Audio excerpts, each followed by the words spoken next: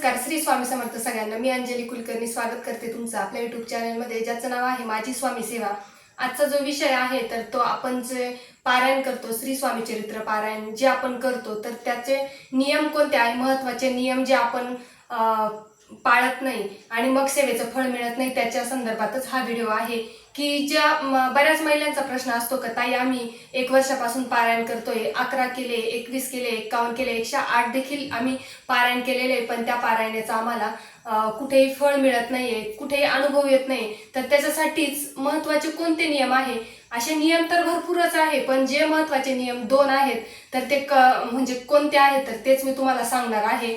तर पहिलं, आता बरेच सेवेकरी असतात, व्हिडिओ बघतात, नवीन असतात, त्याच्यामुळे काही लोकांना माहिती नसतं की श्री स्वामी चरित्र सारामृत कसं आहे. तर बघा, हा जो ग्रंथ आहे तर एकदम प्रभावी सेवा आहे. जर आपण या ग्रंथाचं पठण केलं, या ग्रंथाचे पाठ केले, या ग्रंथाचं जर आपण पारायण केलं तर आपल्या आयुष्याचं सोनं झाल्याशिवाय राहणार नाही. आणि इतकं तुम्ही बघा, 1 पारायण करून बघा, 7 पारायण करून बघा, 11 करून बघा, 21 करून बघा, आणि तुम्हाला जर तुम्ही व्यवस्थित नियम जर पाळले, काटेकोरपणे जर आपण नियम पाळून आणि ही सेवा जर मनापासून केली, श्रद्धेने केली, तर आपल्याला फळ मिळाल्याशिवाय राहणार नाही. इतकं म्हणजे प्रभावी ग्रंथ आहे. आणि मी हे जे पठण करते, याचे पाठ करते, पारायण करते ना, तर याच्यामुळेच माझ्या आयुष्याचं सोनं झालेलं आहे.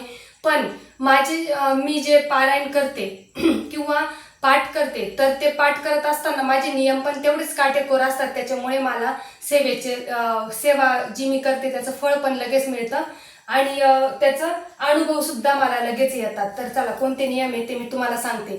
पहिला नियम जो आहे तर तो परान्न जर आपण घेतलं तर त्याचेच दोष आपल्याला लागत असतात. बघा, आपण पारायण करतो आणि एकदम घरामध्ये सात्विकता ठेवतो, भांडण करत नाही, वाईट शब्द बोलत नाही, किंवा मांसाहार करत नाही, किंवा काही काही महिला तर ब्रह्मचर्य सुद्धा 108 पारायण करून सुद्धा ब्रह्मचर्य पाळतात. मग जर तुम्ही एवढं करून सुद्धा जर फळ मिळत नाही, तर त्याचं कुठेतरी दोष कुठे लागतो आपल्याला? परान्न.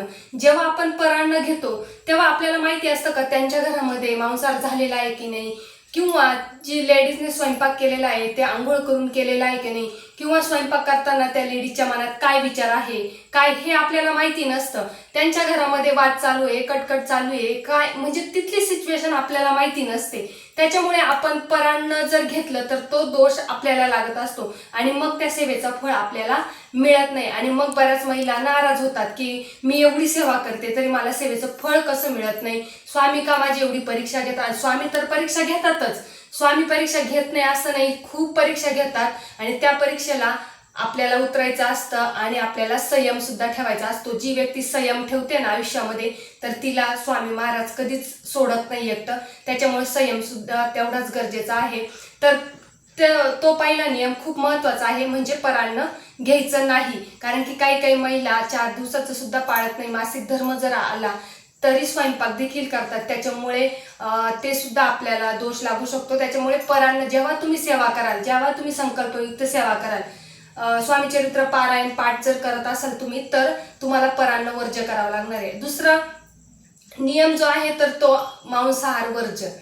हे 2 नियम जर तुम्ही पाळले तर बघा, तुमच्या आयुष्याचं सोनं झाल्याशिवाय राहणार नाही. मी म्हणत नाही की तुम्ही कायमस्वरूपी मांसाहार वर्ज्य करा, काही घरामध्ये मांसाहार लागतोच. त्याच्यामुळे बऱ्याच महिलांना मांसाहार घरातल्यांसाठी तरी करावा लागतो. पण ज्यावेळेस तुम्ही संकल्पयुक्त सेवा करताय, 11, 21, 51, 108 जर पारायण तुम्ही करत असाल, तर तुम्हाला मांसाहार स्वतःला वर्ज्य करावा लागेल. आणि तुम्ही स्वतः सुद्धा म्हणजे मी तर म्हणेल केलंच नाही पाहिजे. घरातल्यांना जर करायचं असेल तर त्यांनी सकाळी करावं. आणि ज्या दिवशी तुम्हाला पारायण करायचंय, तुम्हाला जर मांसाहार करायचं तर तुम्ही सकाळी तेवढं केलं, किंवा ब्रह्ममुहूर्तावर केलं आणि दिवसभर काही केलं तरी हरकत नाहीये. पण मांसाहार करून किंवा स्वयंपाक करून तो आणि मग जर तुम्ही पारायण केलं तर त्याचं फळ तुम्हाला कुठेही मिळणार नाही. तुम्ही कितीही सेवा करा, तुम्ही वर्षभर सेवा करा, 2 वर्ष करा, त्या सेवेचं तुम्हाला फळ मिळणार नाही. पहिली गोष्ट म्हणजे परान्न आणि दुसरी गोष्ट म्हणजे मांसाहार. मान्य आहे, म्हणजे नाविलाज असतो, घरच्यांसाठी करावा लागतं. मग ज्या दिवशी तुम्ही घरच्यांसाठी करणार आहात ना, तर त्या दिवशी तुम्ही पहाटे ब्रह्ममुहूर्तावर पारायण करून घ्यायचं आहे. आणि संध्याकाळी म्हणजे तुम्ही स्वयंपाक कराल आणि संध्याकाळी पारायण कराल तर माझं तरी मत आहे ते करूच नाही. करायचं असेल तर ब्रह्ममुहूर्तावर करा आणि मग दिवसभर तुम्हाला काय म्हणजे करायचं असेल ते करू शकता. पण हे 2 नियम जर तुम्ही तुमच्या सेवेमध्ये पाळले ना तर सेवेचं फळ हे नक्की मिळणार.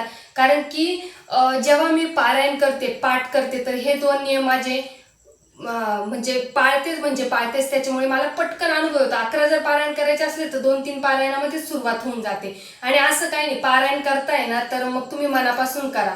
जेव्हा तुम्ही मनापासून पारायण करताय, स्वामींची सेवा करताय आणि असं नका म्हणू की मी 8 दिवस झाले, 15 दिवस झाले सेवा करते पण मला अनुभव येत नाही, मला फळ मिळत नाही. संयम ठेवा. कारण की आहे ना, अपेक्षा न ठेवता जर तुम्ही पारायण केलं तर सेवेचं फळ पटकन मिळेल आणि जी तुमच्या मनातली इच्छा आहे तर ती सुद्धा तुम्हाला लवकरात लवकर पूर्ण होईल. फक्त अपेक्षा ठेवू नका.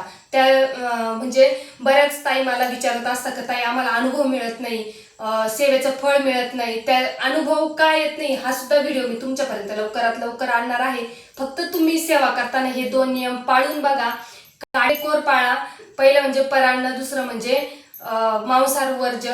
हे 2 जर नियम पाळले तर तुमच्या आयुष्याचं सोनं झाल्याशिवाय राहणार नाहीये. आणि संयम ठेवा. म्हणजे कसं आहे, 15 दिवसात 8 दिवसात फरक नाही जाणवला तर सेवा करणं सोडू नका, थांबवू नका. फक्त स्वामींवर विश्वास ठेवा. फक्त म्हणा की स्वामी महाराज मला माहिती आहे की ह्या सेवेचं फळ मला तुम्ही लवकरात लवकर देणार आहेत.